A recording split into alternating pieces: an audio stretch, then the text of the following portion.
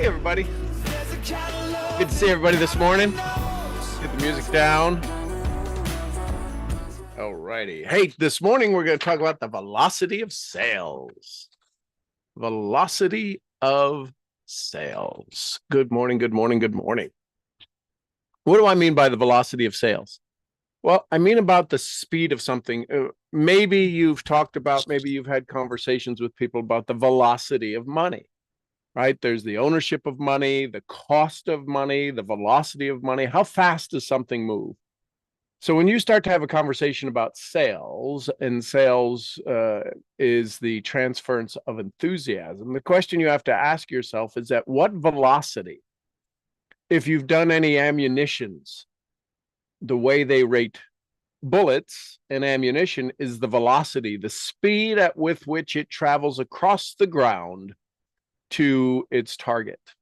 So if you were to take that and use velocity for your target in sales, is how fast do you move from the initial starting point, the trigger of what moved that person into your world, into your target, into your capability, capacity, and understanding that they now have the ability to receive your ammunition, your conversation, your compensation plan, your service, your product, your tools, your techniques, your leverage, right? This winds up coming about because of signal, not because of anything else. Signal is the velocity of your message. So I'm going to review some stuff here with you. I'm going to have a conversation with you about helping you understand and get a clear understanding of what it means to have velocity, right?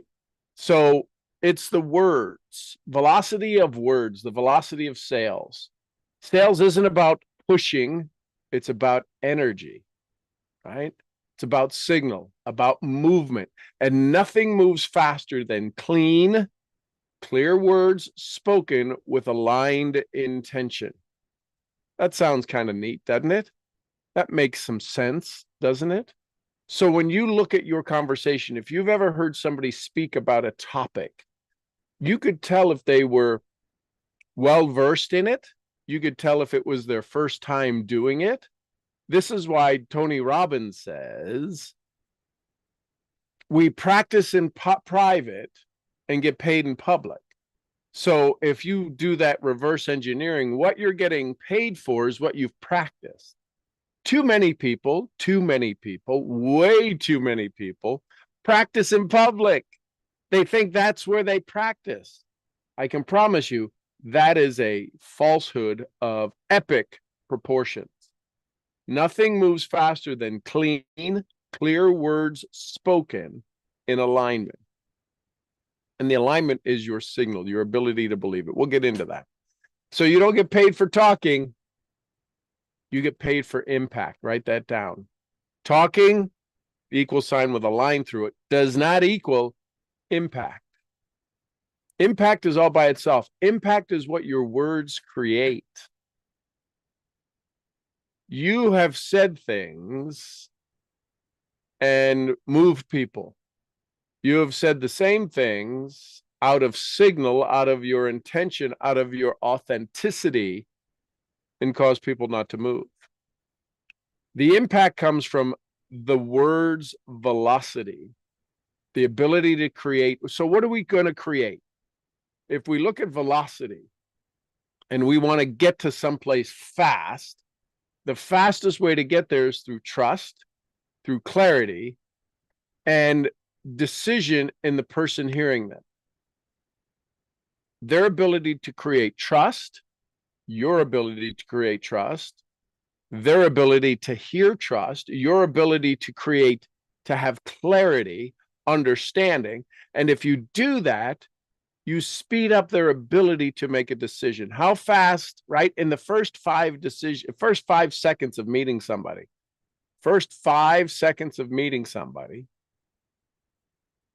we've had 105 decisions made about somebody. Did you know that? You probably, if you've been around me at all, you've heard that before. In the first 5 seconds of meeting somebody, First 5 seconds of meeting somebody, you made 105 decisions about them. Science shows, psychology shows. This isn't a number I pulled out of the air.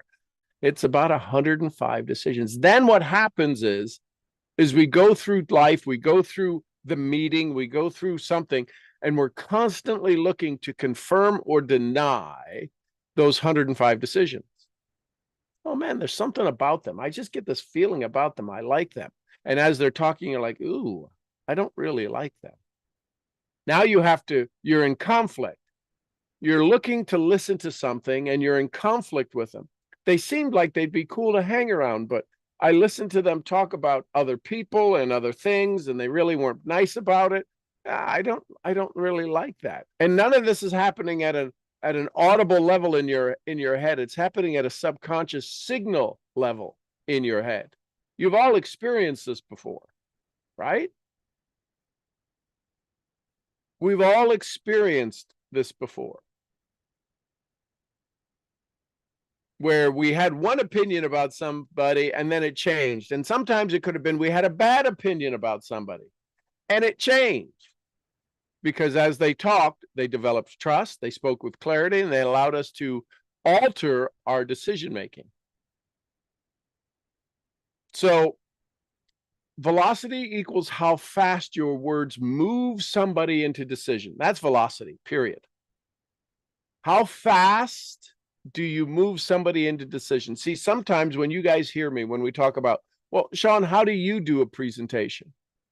I sit down, and after, if it's if I'm the expert, meaning it's a 3-way, and somebody brings me into a conversation and they do the edification, right? If they do the edification is much different than recognition.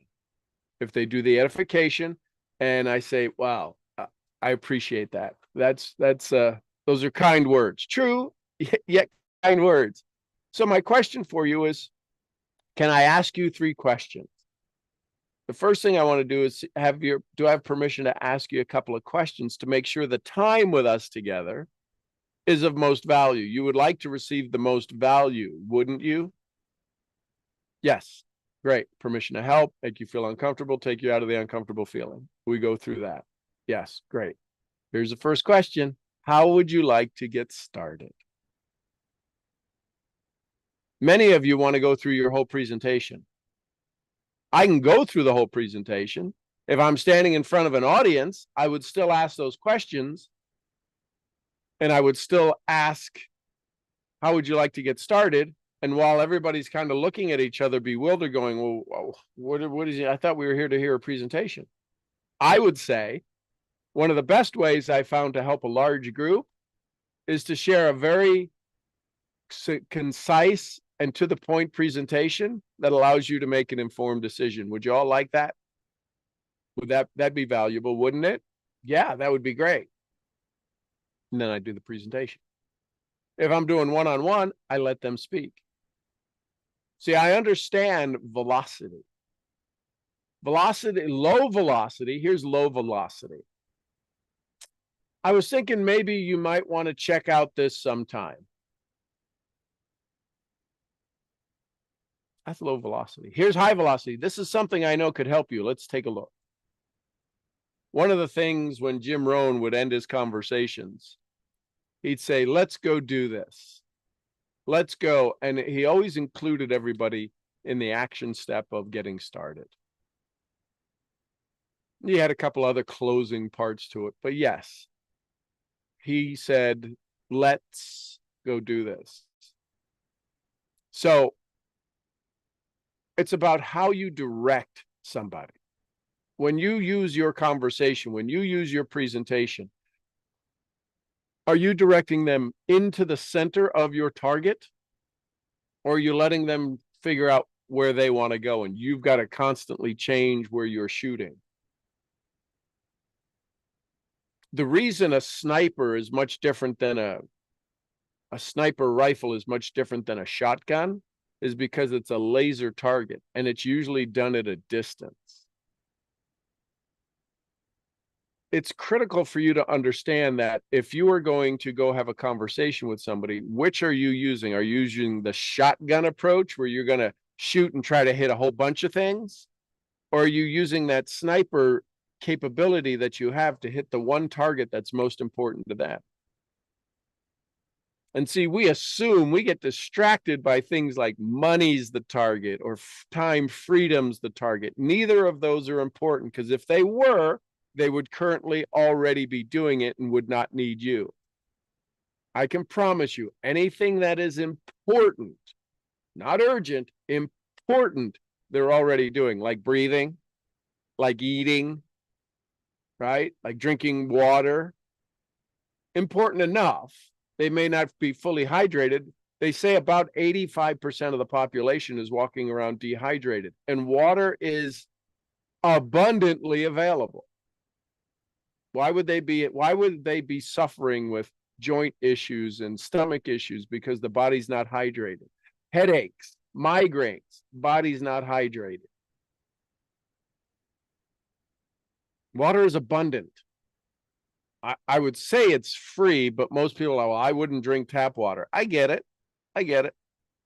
They have these wonderful bottles that you can buy and put water in that filter it. My point is that the velocity of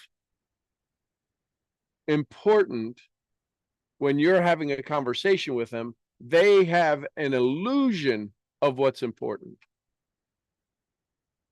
They have an illusion of what makes things urgent. So it's about how you direct, how you are embodied in the message, how emotionally resonant your words are. Velocity equals clarity plus confidence and calmness.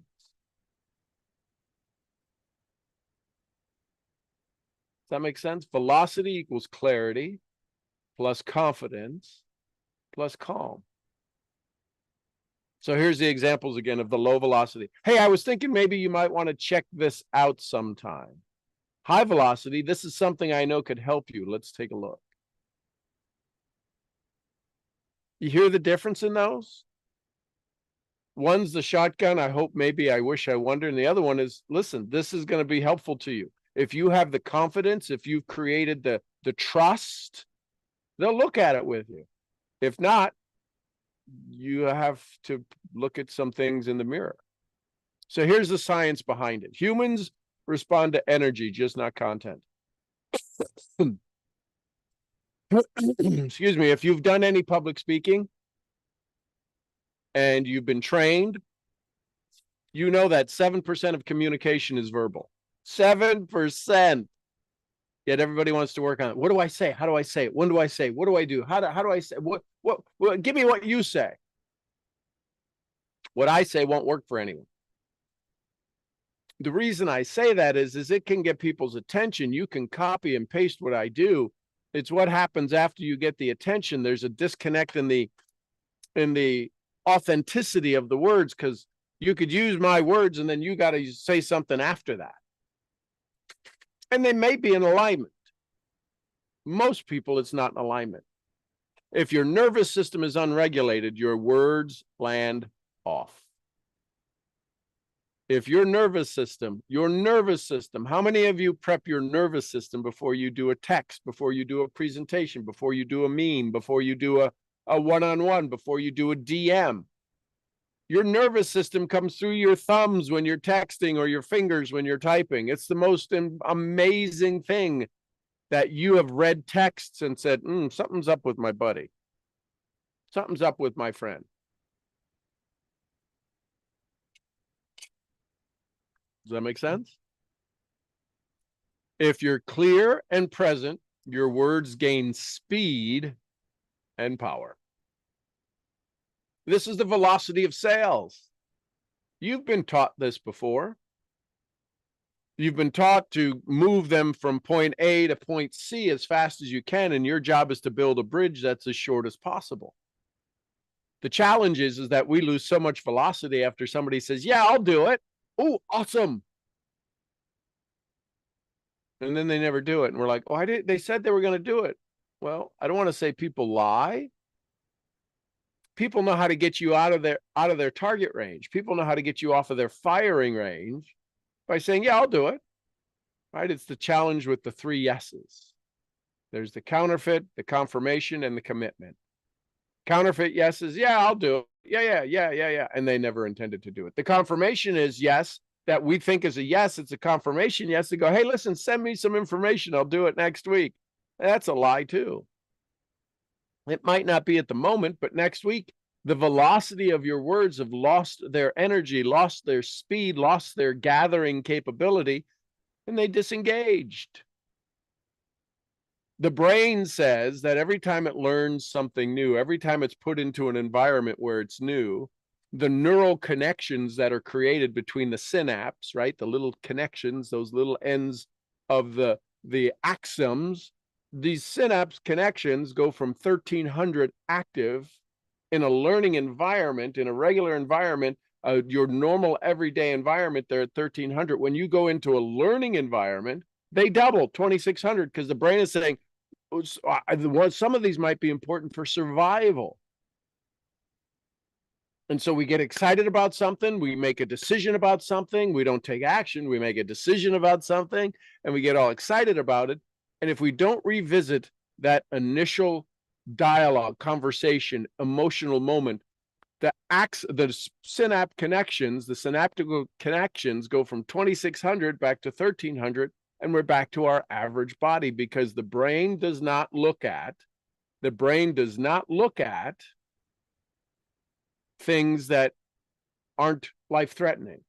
And you presenting an issue, you presenting new content is life-threatening. Could be life-threatening to the old ways of life, or it could be life-threatening to their new ways of life. It's life-threatening. Your job with the velocity of your words and the clarity of your words and the confidence of your words is to make them realize that where you're moving them to, this new threat is the threat that they've avoided because they didn't know how to get there. They didn't understand strategy. They didn't understand in their own personality. They didn't understand in their own belief. Right? So is your nervous system unregulated? If your nervous system is unregulated because 93% is tone, body, rhythm, and signal. 93% of your presentation is tone, body, rhythm, and signal. If you have a very abrupt tone and you say, well, I don't know why people don't understand me, that's your problem, not theirs.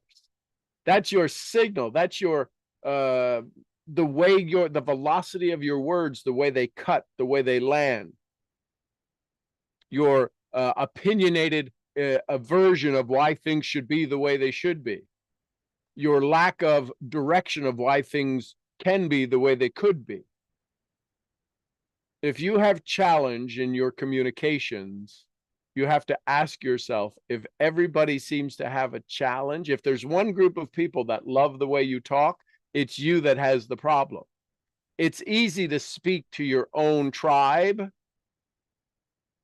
right? People who want to help people usually hang out together because they don't have any authority. I just want to serve people. I want to help people. And you find a whole bunch of poor people hanging out, helping each other.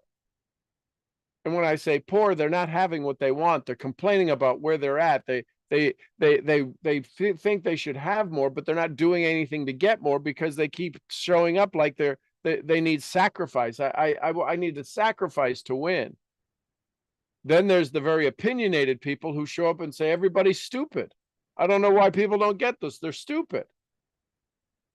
Right? And then there's people who show up and say, man, let's have a party. This should be a party. Everybody should love to do this. And nobody really wants to do that. But you'll find other people who want to do the partying, right? These are the 4 personalities. The challenge is that their signal is more important than their personality.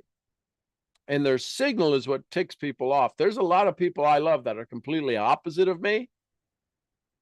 I'm listening to their signal, not their actions. I can't hang around their actions for very long, but I love their signal. And if I stay focused on their signal, I can hang around them. I can be in their world.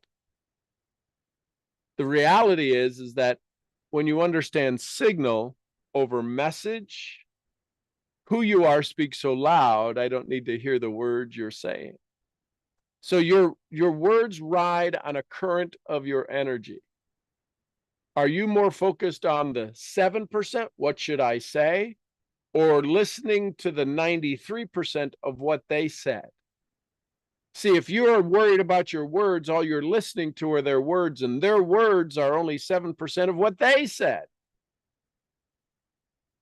Your job is to pay attention to the other 93%. And the challenge is that we don't practice enough our words to be able to focus on our 93% of what's coming to us so that we can change our words instantly and effortlessly as we have a dialogue with somebody. So here's the thing. If velocity is clarity, confidence, and energy, and tone, and all of this stuff, and posture, what's the opposite of velocity? Friction. Here's words that kill. Words that kill, when used as the focus, as the taking your foot off the gas moment. Words of confusion and contraction. Just, maybe, kind of, if you're interested, I don't want to bother you.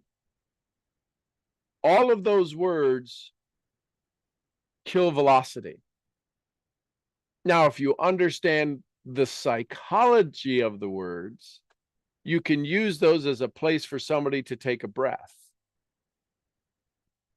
The challenge is most people aren't sophisticated enough to know how to use those words. They just use those words as kind of a buffer, and they don't have anything to pick up the velocity afterwards. So words of clarity, words of, what's the word I'm looking for? Movement is, hey, replace just, maybe, kind of, if you're interested, I don't want to bother you. Replace those with, let's get this started. This is the fit if you want it. If you want income, this is a fit if you want time freedom. This is a fit if you want, all right, if somebody said, I don't have money, say, then it might make sense to pay attention because this is a fit for you if you do want money. Would you like to increase your income? Then this would be a fit for you. Here's what I recommend. Now, you can only say those, here's what I recommend, this is a fit for you if you want X, if your confidence is there. You need to practice these words. You need to practice saying these words. Because I can promise you, you could learn these particular words. Here's what I recommend. And you could say, here's what I recommend 1,000 times and know it's stone cold. Yet your signal is going to say, I don't believe you recommend this. I don't think you really feel comfortable with this. I think there's something wrong with you saying this is what I recommend. They'll feel that. You felt that before. That, ladies and gentlemen, is signal. So your nervous system, where does all this come from? Your nervous system, your parasympathetic and your sympathetic nervous system, and your all of these emotional parts of you, your system is teaching theirs how to respond. This is the micro expressions that are happening, the neuro encoding that's happening. People just don't hear you, they mirror you. If you're nervous or scattered or apologetic, that's what you transmit. If you're grounded, still, you're sure, they relax and they engage. So before call or even before posts, breathe, anchor. What's your DMP, your definite major purpose? What's your DMS, your definite major signal? Speak from your body and not from your mouth.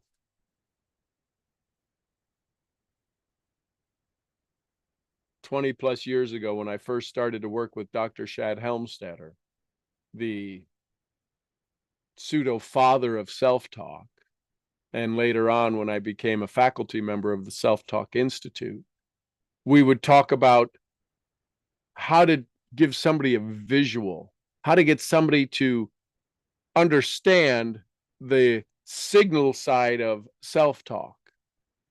So if we had two babies born in a hospital on the exact same day, they didn't know each other, they were born to different parents, And from that moment that they were born and they were in the nursery together next to each other in the little bassinets, back when they used to do that. I know they don't do that anymore, but this is for a visual.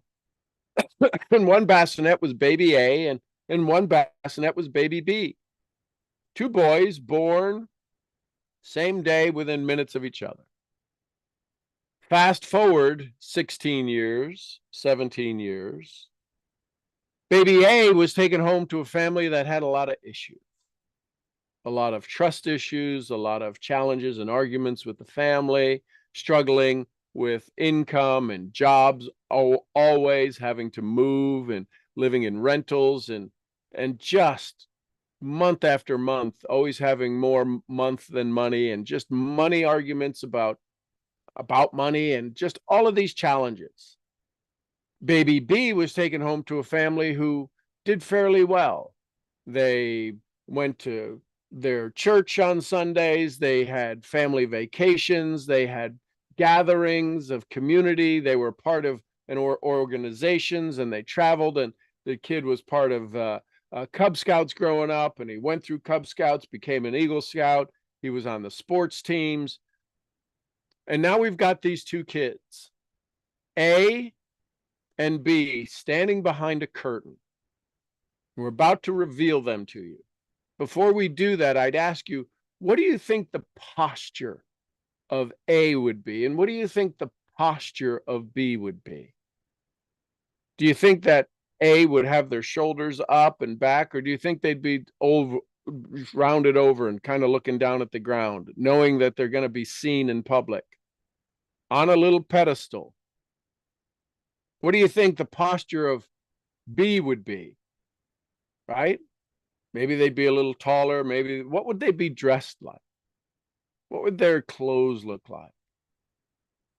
Would they be all sharp and crisp on A, or would they be all sharp and crisp on B? I don't know. I'm asking you, what do you believe that would happen?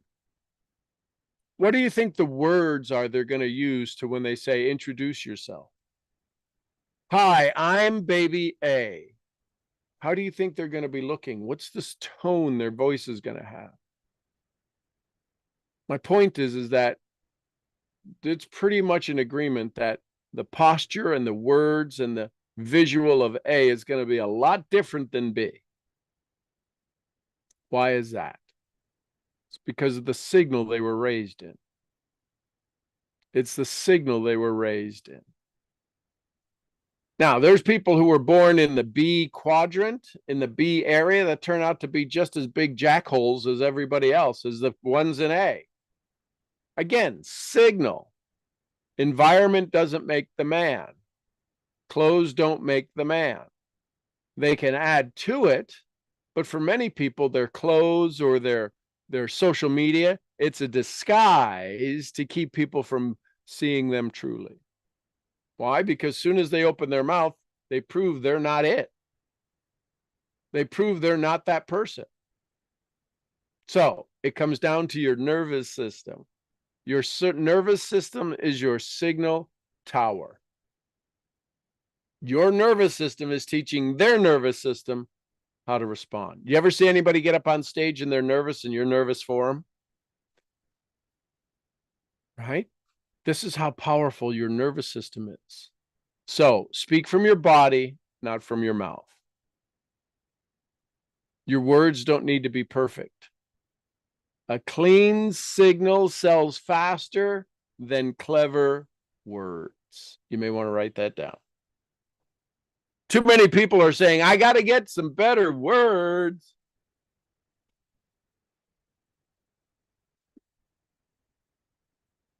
A clean signal sells faster than clever words. You don't need to be clean, meaning without shame or fear, over explaining. That can happen. Challenges, sometimes too many people over explain because they're nervous and they can't. I got to get through my whole presentation. Here's your mantra. The cleaner my words, the faster they move. The cleaner my words, the faster they move. So practice CTA energy. Practice it. This is where most people struggle. This is where I struggle. The practice, the CTA energy. CTA stands for call to action. Let's make this real. Have yourself say, make yourself say, hey, let's get you started. Let's book a call. Say it. Some of you will say it rushed. Some of you may say it apologetically. Say it calm, direct, and from your diaphragm. Diaphragm breathing, right? Diaphragmatic breathing, calmness. Hey, let's book a call. And then listen. Let's book a call. Because, you know, I would really like, and they never get a chance to book the call. You keep talking right over it. Let's get you started.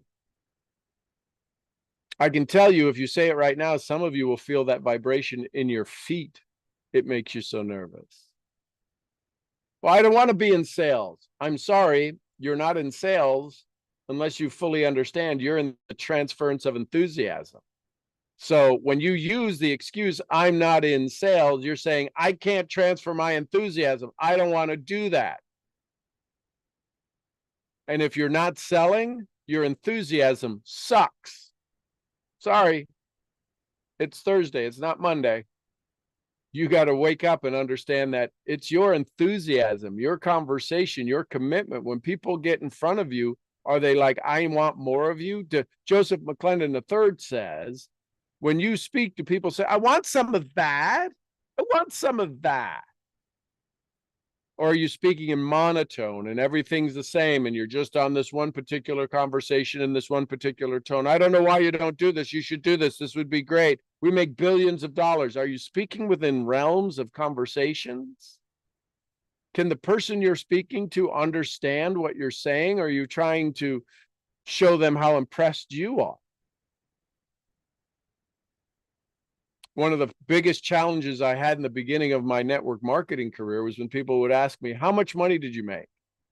That instantly puts us, because most people who are in the beginning stages of their career have not made a whole lot of money. So we take an offense to that and we take a defense to that. And in the offense and the defense, we wind up our signal comes off as just crap. So I learned with questions. Hey, I understand money's important to you. My question to you is, don't let my capabilities determine your level of success. That'd be fair, wouldn't it? Well, yeah.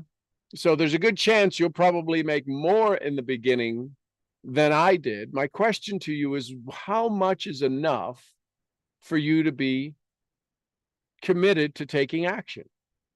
Well, in reality, it's a part-time gig, unless you're going to work it full-time. It's a part-time gig that you've never done before, that you want to create some part-time income that becomes residual. Once you create it, it stays. That'd be good, wouldn't it? Yes. What would be that number that, if I could show you, introduce you to a handful of people who have done that or more, would that be enough to gain your attention? Yeah, great. Let's define it. How many people would be enough for you to say, okay, that's enough. I can go do this. 2, 3, 5, 3 people. Awesome. And if we did that in the next 24 hours, would that be a commitment enough for you to say, I'm starting in hour 25? Yeah. Awesome. Is any of this a lie? What do you mean? If I go through all of the work and put all of the effort in, because you would like to be rewarded for your efforts, wouldn't you? Yes. If I go and put in the effort and make this happen for you, are you committed to making this happening for us to work together? Sure. Awesome. When would you like your first call? Is that something you would like to do now? Or would you like me to give you an hour to get some things done? Because we've spent some time on the phone now. No, we could do it now. Awesome.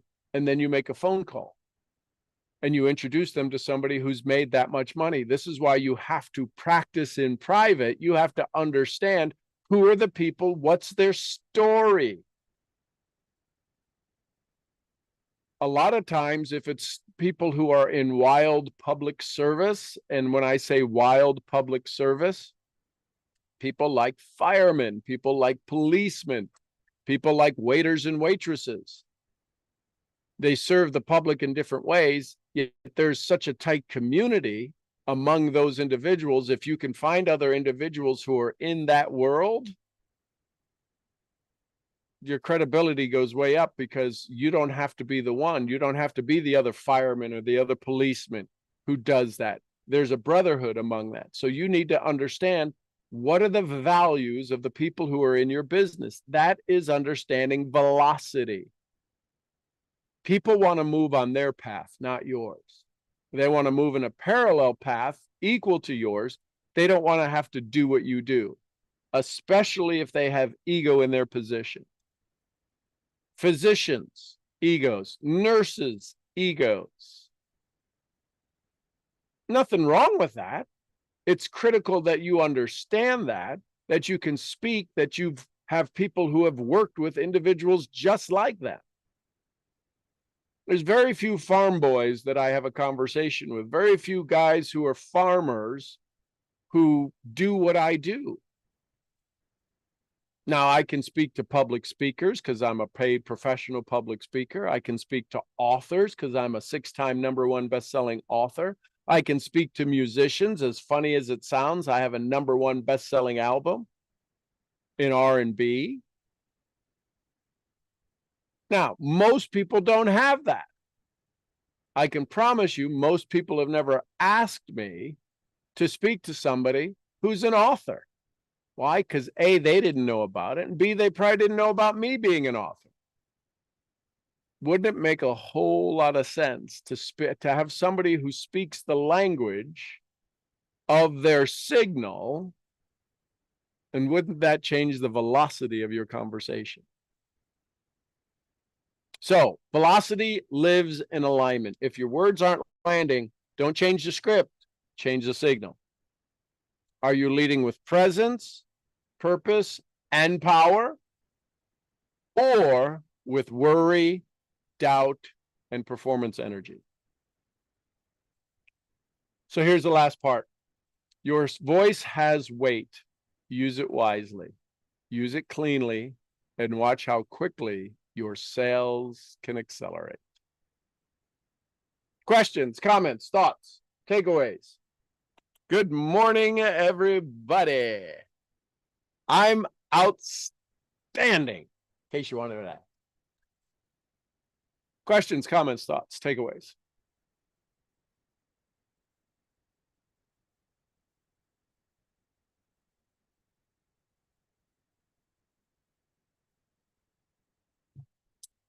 And with velocity, you can literally run somebody right the heck over.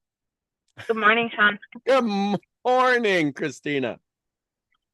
I really liked what you, how you addressed the question of how much money do you make, because I feel that I need to practice that in private more often, because that's where I get stuck, just because I don't have the proof, even though people say just leverage the community, it still gets me every single time. So I like that. Thank you. Yeah, one of the things that happens is even in leveraging the community, we still haven't figured out how much is much money to them. For some, it might be $2,000 a month. Some it might be $5,000 a month. Here's what I can tell you. Most people are thinking about covering their entire expenses. So we, as the purveyor, right, of information, giving them what they need, we need to make sure we understand what they need. So we have to ask them, listen, so I'm curious, what would be a significant number of reality? Don't tell me $1 million a month, because you and I both know that's nuts. What would be a number that would gain your attention? What would be a number? Is it a 12-month number? Is it a 6-month number? Is it a 6-week number? What's the number that you need that's in your mind right now? If I could just get to X. And now we're asking them to pitch us, to tell us, to give us some truth. So when they say that, the next question is I ask, listen, When's the last time you made that much income part-time? If the answer is never, and then, because here's the thing, if they've never made that much money part-time, then how do they ever expect to do it if they've never done it? They're going to have to do something different, feel something different, think something different, act something different to arrive at a place different. Yet we say, oh, I've got tons of people who could do that. And you show them the people, you introduce them, you do the 3 ways, you set up everything, and they still say no because they don't believe it. So we have to get them to understand that what they're asking for, is it a wish? Right? We have to look at the 3 things. Are they capable? Do they have the time? And do they have the energy? Right? Are they willing, able, and committed? Because the reality is that every one of your businesses can produce any amount of income that somebody asks for. Silka has somebody who made 200,000 in 8 weeks. That's a big number. They moved a huge team, but for somebody to say, I would like to make 200, and you introduce them and they have no team, they've never done this before, the fact that somebody did it doesn't mean they could do it because they don't have the resources to them. They just need to know it's possible. Well, how did they do it? Well, they had a huge team they brought over. So what if we put your number into reality? What's your commitment? What's your capability? What's your capacity? What's your history? If you've ever spoken to your community, and do they follow what you say? Are you a leader in your community, in that environment that you say that you lead in? Are you a leader or a follower? It's okay either way. We can get you to the number. It just takes time now, and it takes effort. So yeah, we need to define what it is they're looking for so that we can put them in touch with the right person. Right? It doesn't do any good to put somebody who's a Cuban in touch with a Puerto Rican. There's a little bit of a history between those 2 countries. It's not uncommon for them to make fun of each other. So when you start dealing in Latin America, you know that Colombians don't necessarily like to talk to El Salvadorians. All of this is to say, it's important for you to understand the signal of the person you're speaking to so you can find other signals that match that. Love it, love it, love it. And by the way, Christina, I want to publicly thank you because we really haven't had a chance to talk since our Saturday conversation. Thank you for bringing together 291 amazing souls to allow me to have a conversation with you. You're the bestest. And I love the little certificate I got, the certificate of congratulations and gratitude. I loved it, love it, love it.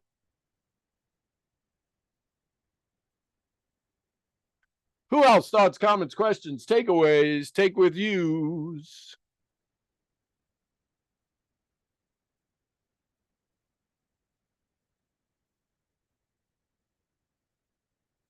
Good morning, Serbia. Serbia in the house. Good morning, AJ. Morning, you went all Alec Baldwin on us. ABC, man. Coffees for closers. Yeah, the bricks, pal, if you can't close. Yeah, when he says they're waiting there, they're standing there waiting to give you your money. Are you gonna take it? Are you man enough to take it? That's great, man. This was a great lesson. Thank you for this lecture this morning. This was great. Makes a lot of sense. And I know a guy told me one time, if it makes sense, it's gonna make dollars. It's great. And when they come on, by the way, this is for everybody. Not certain if anyone in here had experience in like real life professional selling, or even worse for that matter, telemarketing. Man, I've done telemarketing for a couple of years. That is excruciating. I mean, that's that's God's work out there, man. They are really out there. That gives you some tough skin. Oh yeah, that gives you a lot of tough skin because you get a lot of FUs, you get you get a lot of stuff on a daily basis, and then you just gotta reset because the next phone call is a completely different lead. It's a totally different person. It's a totally different situation, and you just gotta go out there without losing enthusiasm to because you gotta transfer it. Can't transfer it if you don't got it. What I wanted to say is kind of off topic. That's why I wanted to let someone go first. Last night I had a big journal entry. Major alert, dude. Okay, it was crazy. I watched some stuff on Jim, and you know how he always used to ask why. Why is the most important question? Why do this? Why do that? Yep. And he would say that the follow-up question would be why not? And I started thinking about, where I am, where I'm going, and I said to myself, okay, so nowadays I learn better, and I know that if I do some work, it's gonna be work that's specifically tied to a pillar, 1 out of 6. And then if I do work in that, and I mean here's talking about velocity, if you wanna get your pillars and do the work in each of your pillars every day and kind of bring yourself up to speed with stuff, you need velocity. So I was like, okay. So if I set goals and pillars, and if I make my daily practices and rituals and whatnot, why not be the best? Why not see how big my Forex brand can be? Why not see how many businesses I can have equity in? Why not see how fit I can get and so on and so forth? And I really started, I was actually stuck with this idea yesterday. The whole day yesterday, I was stuck with this idea. And I don't mean stuck in a bad way. This was a very good idea. And as I kind of probably hesitated, didn't really want to journal about it.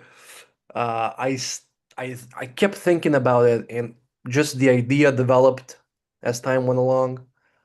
And then last night I journaled in it, and I was like, yeah, so why don't I be the best? If I do sales, why don't I be the best closer in the city?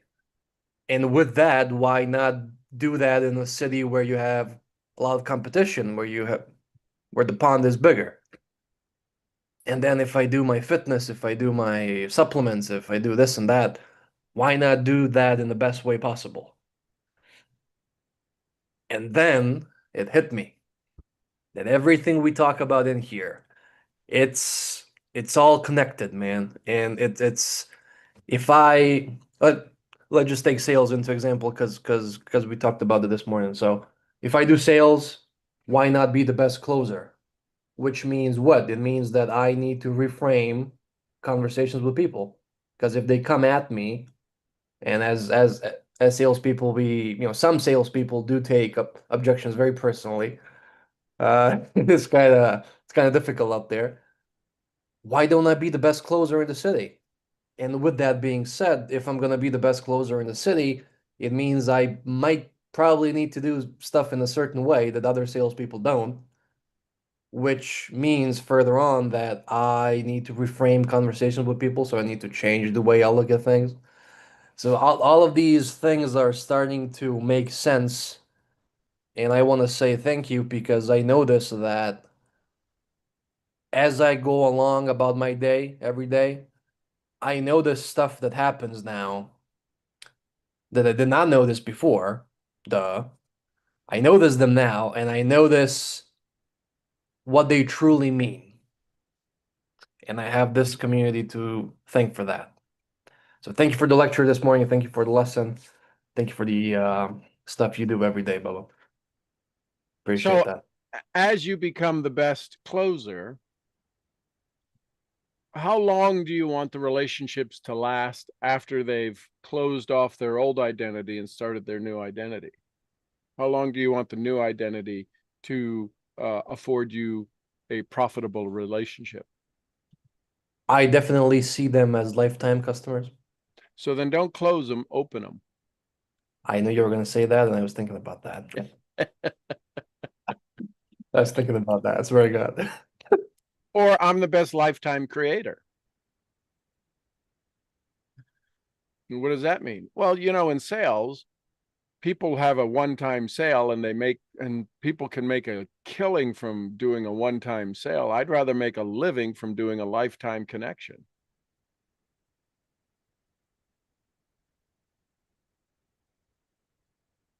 Just in that alone, the signal that creates to the person listening, to the person needing to wanting to hoping to buy from you, would much rather, I think, hang out with you than being closed. People love to buy, they hate to be sold.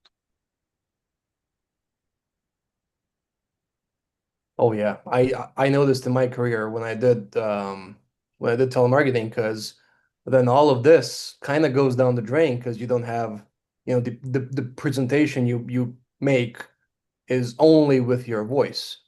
So you gotta be extra careful about how you sound and your incantation and intonation and so on, because they can only hear you. And I know and this is what I mean, I adore. I bathe in this. The fact that you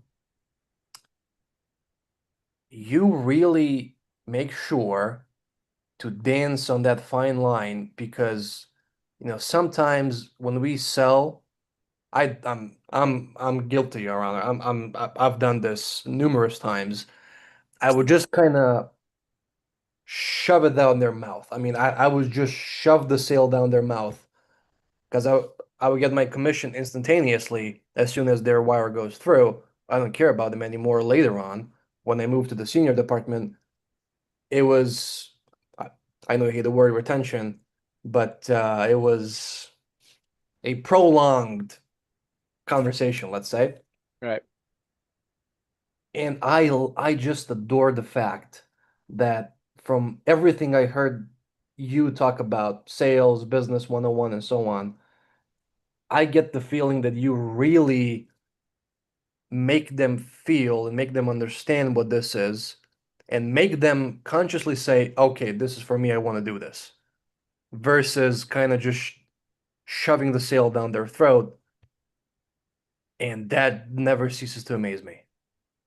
Because I know that you worked across industries, I mean, various industries, various business types, and even in MLM, you've been in various industries within MLM. So, various companies, various job descriptions, product descriptions.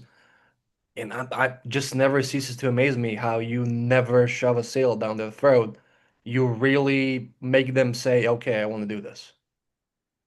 That's really fascinating to me. Well, when I used to buy leads, right, and people, depending upon how much you paid for the lead, is how many times, if it was a $2 lead, they sold it 10 times. If it was a $100 lead, they sold it one time. Yeah. So we thought, man, I could get more leads at $2 a lead.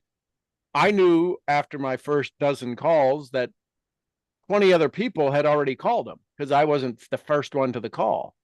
Then I realized, wow, I could make a lot of money if I let other people bang through the list. And I would call them up and they would answer, and you could tell the tone in their voice saying, hey, listen, this is one of those. They would answer, hello. I'd say, hey, listen, this is one of those calls. Don't hang up. I'm curious. I'm taking a survey. How many other people have called you and aggravated you in the last 24 hours? Been like 30. That's novelty. Did you know that 31 was your lucky number? Whatever number they said. I've had 10 people. Did you know 11 is your lucky number? What are you talking about? I've changed the whole script. I knew 10 other people, 20 other.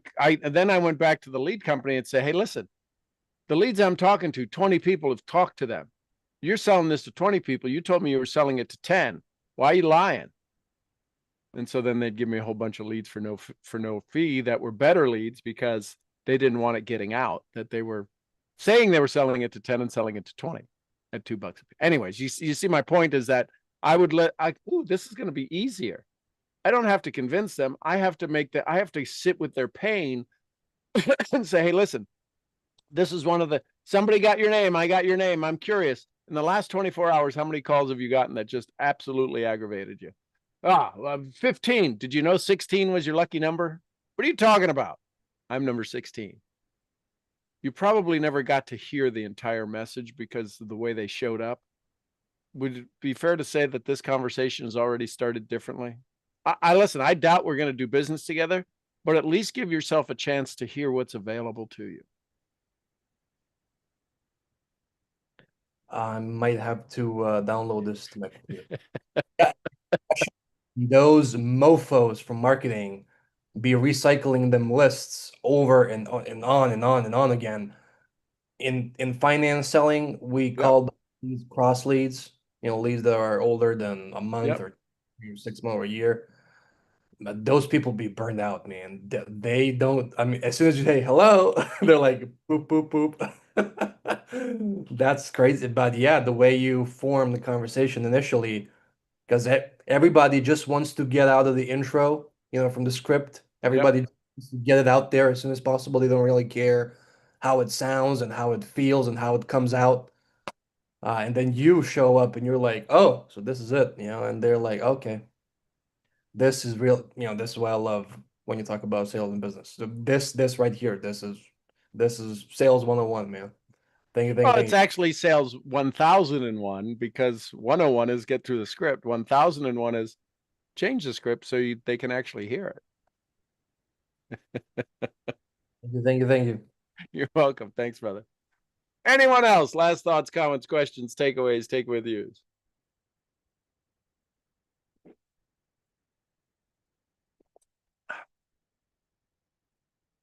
Understand that you have the right to have your time, to have your energy, to not be beat upon, to not feel less than because whoever you're speaking to isn't ready to commit to their signal. A lot of people are ready to commit to their message, to their goal. They're not ready to commit to their signal. They'll tell you, I want the money, I want the success, I want the health, I want the joy, I want the happiness, I want the relationship. They're not willing to change their signal. There's a phrase that I learned in sales a long time ago. Big decisions are made at big events. Can you make a one-on-one a big event? There's people that do that all the time. It's called having a baby is a big event. It was only 2 people. It was a huge, a life-changing event. And some people enjoy that so much they have multiples. So my point to you today is one-on-one, you can offer somebody a life-changing moment. You have the skills, you have the capability, you have the capacity, and you have the tools to do that. Are you willing to help them find their signal, tune their signal, and tune into a new signal? All in one conference call, all in one communication. Because it's easily done if you can listen to the moments where you can help them adjust their signal. The key is too many of us try to force their signal. And when they realize that you change their signal, they have buyer's remorse. They bought the program that's going to make them a millionaire. And they get home and they go, I'm not capable of doing this. And they turn the package back in saying, why did you do that? That was the perfect thing. You have this. It's not for me. I can't do it. Blah, blah, blah. It's their signal. It's not their mission. It's not their definite major purpose. They know their purpose. The challenge is their signal isn't in alignment with their purpose, and so therefore they disengage and they blame us. That's why I asked the 3 questions. I'm not responsible for you. I'm responsible to you. So there you go. I hope you have an incredible. Oh, hey, there's Silka. I see your hand up. Good morning, Silka. Good morning. I'm glad I put the hand up because sometimes it takes me a while to find the microphone. So I have a question for you. Okay. When you get people saying, I'm going to do X, Y, and Z, say, for instance, they're going to say, yes, I'm going to sign up, but they never follow through. What do you do with them? I would ask them, what does signing up look like? Well, you don't know when they get off. They tell you it doesn't they're gonna- matter. I'd ask them that when they say, I'm going to sign up. I'd say, before we go, tell me what signing up looks like. Oh, that's interesting. Well, getting started. Is that going to be me helping you put your credit card in, or you doing it on your own? Because if they said, I'm going to get started, I'd like to know how you're going to do that. That's not an out of the realm question that I should be able to ask you. I shouldn't make you feel uncomfortable. If you get uncomfortable, I know you were kind of telling me a fib. I'm going to get started tomorrow. Great. What does that look like? Me getting started tomorrow. Okay. At what time? Is it a morning thing or an afternoon thing? And what does that look like? You going to the website, or do you need me to help you? You calling in the company and giving them your card over the phone? So, okay. So since they didn't follow through, how would you get back at them? Hey, listen, I know that you wanted to get started. I don't want to delay your success anymore. I don't want to delay the benefits that you want to receive. How can I be of best service? Oh, that's very good. Let me write that down. Okay, tell me that. Listen, life happens. I get it. I don't want your benefits to be delayed any longer. How can I help you receive the benefits? All right.